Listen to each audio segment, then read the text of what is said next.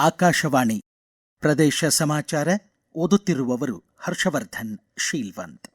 ಇಂದು ಮಣ್ಣೆತ್ತಿನ ಅಮಾವಾಸ್ಯೆ.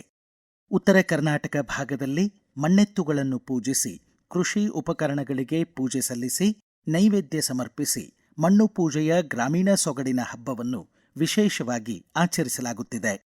ಆಗಸ್ಟ್ 6ರಿಂದ ವಿಧಾನಮಂಡಲ ಮಳೆಗಾಲದ ಅಧಿವೇಶನ ಆರಂಭವಾಗಲಿದೆ. ಮೊದಲ ದಿನ ಹಂಗಾಮಿ ಸಭಾಧ್ಯಕ್ಷರಾಗಿರುವ ವಿಧಾನಸಭೆ ಉಪಸಭಾಧ್ಯಕ್ಷರ ಅಧ್ಯಕ್ಷತೆಯಲ್ಲಿ ಸಭಾಧ್ಯಕ್ಷರ ಆಯ್ಕೆಗೆ ಚುನಾವಣೆ ನಡೆಯಲಿದೆ. ಸಂತಾಪ ಸೂಚಕ ಸಭೆ ನಡೆಯಲಿದ್ದು, ಆಗಸ್ಟ್ 10ರಿಂದ ಸಭೆಯ ಕಾರ್ಯಕಲಾಪ ಆರಂಭವಾಗಲಿದೆ.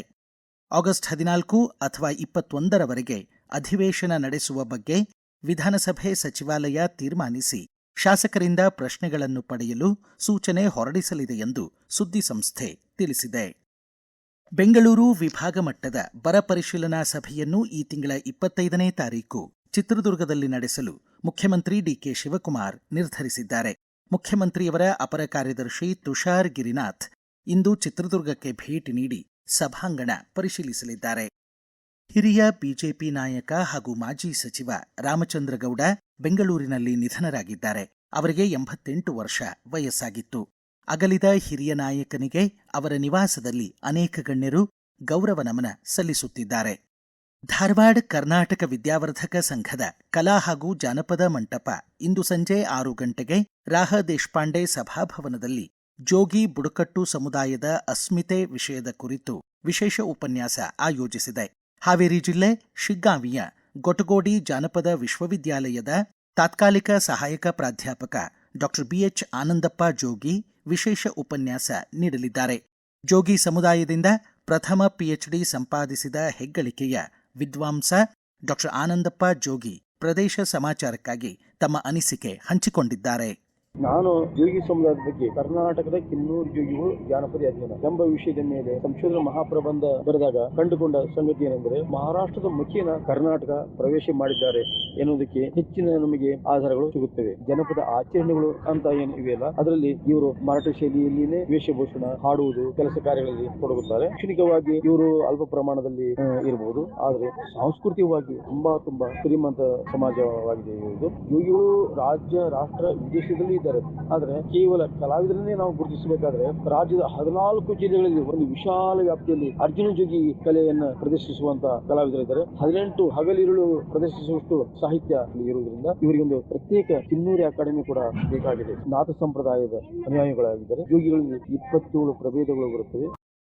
ಕಲಬುರಗಿ ಜಿಲ್ಲೆಯಾದ್ಯಂತ ಮಳೆ ಪ್ರಮಾಣ ಕುಂಠಿತಗೊಂಡಿದ್ದು, ಅಲ್ಪಾವಧಿ ಬೆಳೆಗಳನ್ನು ಆಯ್ದುಕೊಳ್ಳುವಂತೆ ತೋಟಗಾರಿಕೆ ಇಲಾಖೆ ಜಂಟಿ ನಿರ್ದೇಶಕರು ರೈತರಲ್ಲಿ ಮನವಿ ಮಾಡಿದ್ದಾರೆ.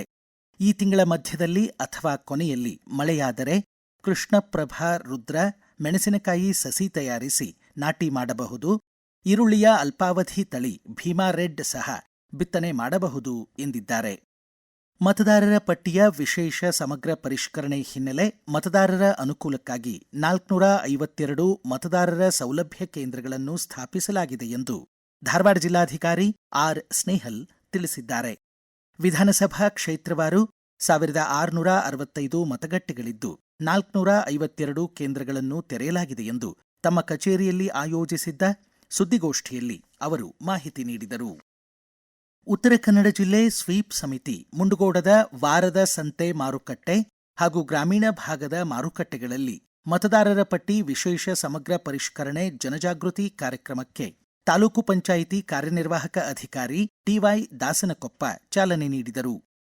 ಕುರಿಗಾಹಿಗಳು, ಕುರಿ ಮತ್ತು ಮೇಕೆ ತಳಿ ಅಭಿವೃದ್ಧಿಗಾಗಿ ರಾಜ್ಯ ಸರ್ಕಾರ ಮೀಸಲಿರಿಸಿದ ಹಾವೇರಿ ತಾಲೂಕು ಗುತ್ತಲದ ಕುರಿ ಸಂವರ್ಧನಾ ಕೇಂದ್ರದ ಜಾಗೆಯನ್ನು ಸೌರಶಕ್ತಿ ಘಟಕಕ್ಕಾಗಿ ಖಾಸಗಿ ಕಂಪನಿಗೆ ನೀಡಬಾರದು ಎಂದು ರಾಜ್ಯಸಭೆ ಸಂಸದ ಪ್ರೊಫೆಸರ್ ಮಾ ನಾಗರಾಜ್ ರಾಜ್ಯ ಸರ್ಕಾರವನ್ನು ಆಗ್ರಹಿಸಿದ್ದಾರೆ. ಕೇಂದ್ರ ಯುವಜನ ವ್ಯವಹಾರ ಹಾಗೂ ಕ್ರೀಡಾ ಸಚಿವಾಲಯ ಮೇರಾ ಯುವ ಭಾರತ್ ಸಹಯೋಗದಲ್ಲಿ ವಿಕಸಿತ ಭಾರತಕ್ಕಾಗಿ ನಶಾಮುಕ್ತ ಯುವಜನತೆ ಅಭಿಯಾನದ ಸ್ಪರ್ಧೆಗಳಿಗೆ ಇಂದಿನಿಂದ ಮೈ ಭಾರತ್ ಪೋರ್ಟಲ್ನಲ್ಲಿ ನೋಂದಣಿ ಆರಂಭಿಸಿದೆ. ಭಾರತದ ಆರೋಗ್ಯ ಸಂಶೋಧನಾ ವ್ಯವಸ್ಥೆಯನ್ನು ಬಲಪಡಿಸಿ ಕಾರ್ಯತಂತ್ರದ ಚೌಕಟ್ಟನ್ನು ರೂಪಿಸಲು ಕೇಂದ್ರ ಆರೋಗ್ಯ ಸಚಿವಾಲಯ ರಾಷ್ಟ್ರೀಯ ಆರೋಗ್ಯ ಸಂಶೋಧನಾ ನೀತಿಯ ಕರಡನ್ನು ಪ್ರಕಟಿಸಿದೆ. ಸಾರ್ವಜನಿಕರು ಹಾಗೂ ತಜ್ಞರಿಂದ ಸಲಹೆಗಳನ್ನು ಆಹ್ವಾನಿಸಿದೆ. ಈ ತಿಂಗಳ 27ನೇ ತಾರೀಖಿನೊಳಗೆ ಸಲಹೆಗಳನ್ನು ಸಲ್ಲಿಸಬಹುದು. ಶಿವಮೊಗ್ಗದ ನವುಲೆಯ ಕೃಷಿ ಮಹಾವಿದ್ಯಾಲಯದ ಆವರಣದ ಬೇಕರಿ ಘಟಕದಲ್ಲಿ ವಿವಿಧ ರೀತಿಯ ಬೇಕರಿ ಉತ್ಪನ್ನಗಳ ತಯಾರಿಕೆ ಕುರಿತು ಈ ತಿಂಗಳ 20ರಿಂದ 1 ತಿಂಗಳ ಕೌಶಲ್ಯಾಭಿವೃದ್ಧಿ ತರಬೇತಿ ನಡೆಯಲಿದೆ. 4,500 ರೂಪಾಯಿ ಶುಲ್ಕ ನಿಗದಿಪಡಿಸಲಾಗಿದೆ ಎಂದು ಕೃಷಿ ಮಹಾವಿದ್ಯಾಲಯ ತಿಳಿಸಿದೆ. ಇಲ್ಲಿಗೆ ಪ್ರದೇಶ ಸಮಾಚಾರ ಮುಕ್ತಾಯವಾಯಿತು. ನಮ್ಮ ಮುಂದಿನ ರಾಷ್ಟ್ರೀಯ ವಾರ್ತಾ ಪ್ರಸಾರ ಮಧ್ಯಾಹ್ನ 1 ಗಂಟೆ 10 ನಿಮಿಷಕ್ಕೆ.